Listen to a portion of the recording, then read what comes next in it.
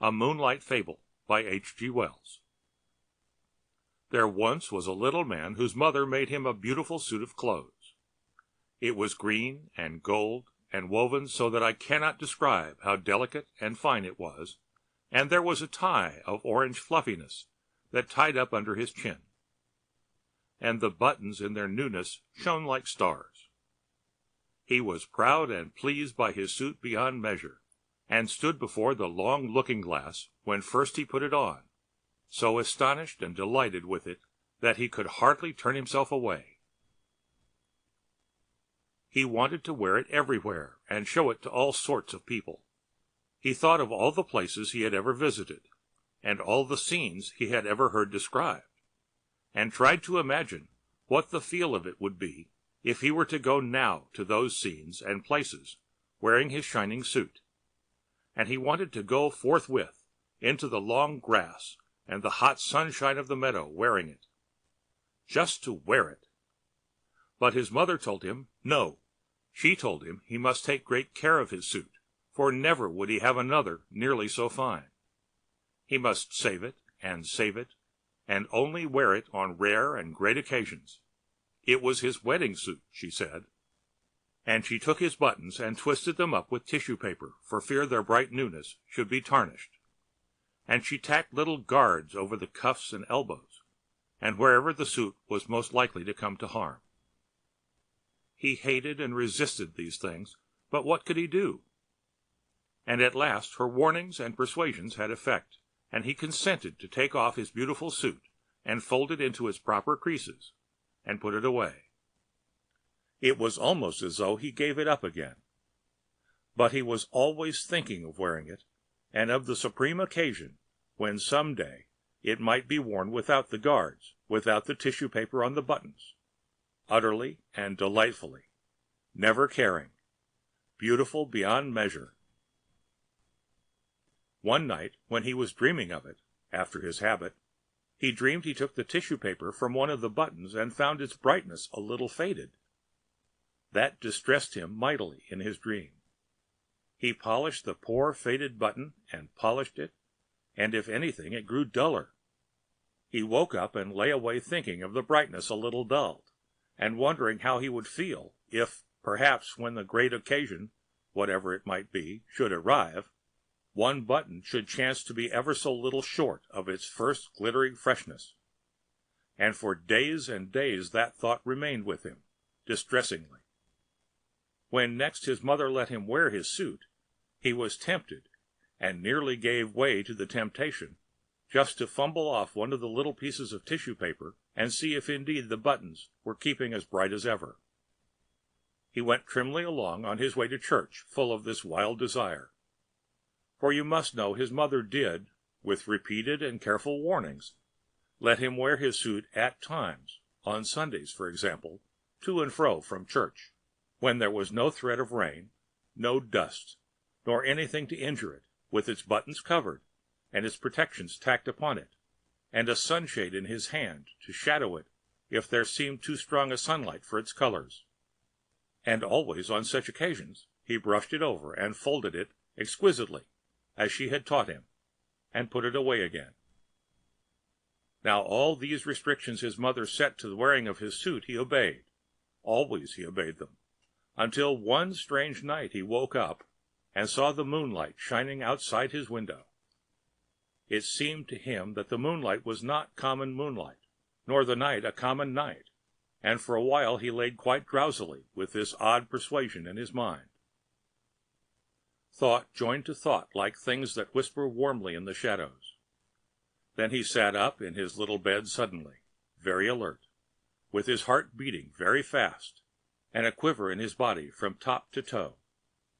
He had made up his mind. He knew now that he was going to wear his suit as it should be worn. He had no doubt in the matter. He was afraid, terribly afraid, but glad. He got out of his bed and stood a moment by the window, looking at the moonshine-flooded garden, and trembling at the thing he meant to do. The air was full of a minute clamor of crickets, and murmurings of the infinitesimal shouting of little living things.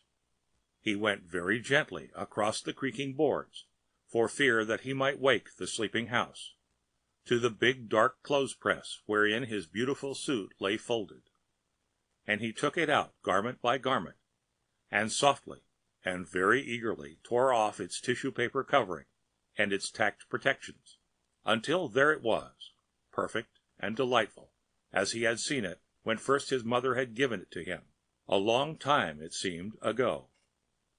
Not a button had tarnished, not a thread had faded on this dear suit of his. He was glad enough for weeping, as, in a noiseless hurry, he put it on. And then back he went, soft and quick, to the window, and looked out into the garden, and stood there for a moment, shining in the moonlight, with his buttons twinkling like stars, before he got out on the sill, and, making as little of a rustling as he could, clambered down to the garden path below. He stood before his mother's house, and it was white and nearly as plain as by day, with every window blind but his own shut like an eye that sleeps. The trees cast still shadows like intricate black lace upon the wall. The garden in the moonlight was very different from the garden by day. Moonshine was tangled in the hedges, and stretched in phantom cobwebs from spray to spray. Every flower was gleaming white or crimson black, and the air was aquiver with the twittering of little crickets and nightingales singing unseen in the depths of the trees. There was no darkness in the world, but only warm, mysterious shadows, and all the leaves and spikes were edged and lined with iridescent jewels of dew. The night was warmer than any night had ever been, and the heavens, by some miracle, once vaster and nearer, and spite of the great ivory-tinted moon that ruled the world, the sky was full of stars. The little man did not shout nor sing for all his infinite gladness. He stood for a time like one awe-stricken, and then, with a queer small cry and holding out his arms, he ran out as if he would embrace at once the whole warm, round immensity of the world. He did not follow the neat set paths that cut the garden squarely, but thrust across the beds and through the wet, tall, scented herbs, through the nightstock and the nicotine, and the cluster of phantom white mallow flowers, and through the thickets of southern wood and lavender, and knee-deep across a wide space of mignonette. He came to the great hedge, and he thrust his way through it, and though the thorns of the brambles scored him deeply and tore threads from his wonderful suit, and though burrs and goosegrass and haveners caught and clung to him, he did not care. He did not care, for he knew it was all part of the wearing for which he had longed. "I am glad I put on my suit," he said. "I am glad I wore my suit." Beyond the hedge he came to a duck pond, or at least to what was a duck pond by day. But by night it was a great bowl of silver moonshine, all noisy with singing frogs, of wonderful silver moonshine twisted and clotted with strange patterns, and the little man ran down to its water between the thin black rushes, knee-deep and waist-deep, and to his shoulders, smiting the water to black and shining wavelets with either hand, swaying and swirling wavelets, amid which the stars were netted in the tangled reflection of the brooding trees upon the bank. He waited until he swam, and so he crossed the pond and came out on the other side, trailing, as it seemed to him, not duckweed, but very silver in long, clinging, dripping masses. And up he went, through the transfigured tangles of the willow herb and the uncut seeding grass on the further bank, and so he came glad and breathless into the high road. "I am glad," he said, "beyond measure, that I had clothes to fit this occasion."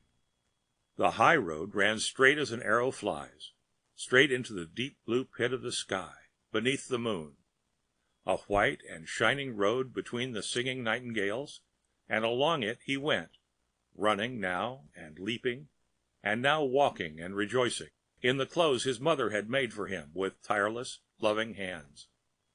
The road was deep in dust, but that for him was only soft whiteness, and as he went a great dim moth came fluttering around his wet and shimmering and hastening figure. At first he did not heed the moth, and then he waved his hands at it, and made a sort of dance with it as it circled around his head. "Soft, moth!" he cried. "Dear moth! A wonderful night of the world! Do you think my clothes are beautiful, dear moth? As beautiful as your scales and all this silver vesture of the earth and sky?" The moth circled closer and closer, until at last its velvet wings just brushed his lips. The next morning they found him dead, with his neck broken, in the bottom of a stone pit, with his beautiful clothes all bloody and foul and stained with duckweed from the pond. But his face was a face of such happiness that, had you seen it, you would have understood indeed how that he had died happy, never knowing the cool and streaming silver for the duckweed in the pond. End of a Moonlight Fable. From The Door in the Wall and Other Stories by H. G. Wells.